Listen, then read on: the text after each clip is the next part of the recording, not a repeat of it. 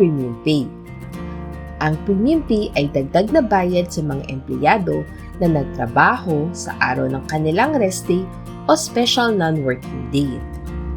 Sa ilalim ng batas, lahat ng empleyado ay may karapatan sa premium pay, maliban sa managerial employees o opisyales o miyembro ng managerial staff, workers who are paid by result gaya ng piece rate, pakyaw, or task basis at iba pang non-time work.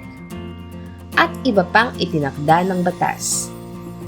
Ang supervisor ba ay may karapatan sa premium pay? Hindi po.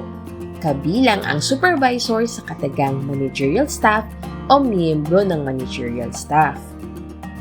Magkano ang halaga ng premium pay? Ito ay 30% ng daily basic wage ng empleyado. Subalit, ito ay tataas ng 50% kung ang araw ng special non-working day ay pumatak sa araw ng rest day ng empleyado.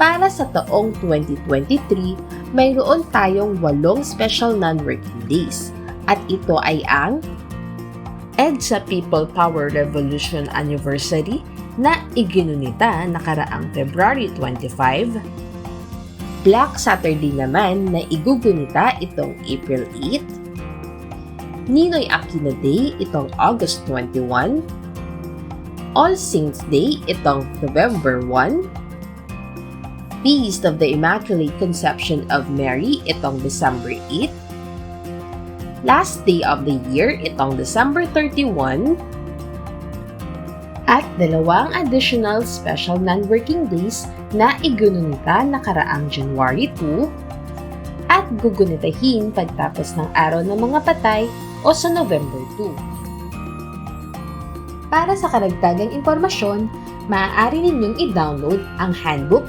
on Workers' Statutory Monetary Benefits sa www.pwc.dole.gov.ph. At kung kayo ay may iba pang katanungan, maaari kayong tumawag sa aming hotline sa numerong 1349 o dumulog sa pinakamalapit na Dole office sa inyong lugar.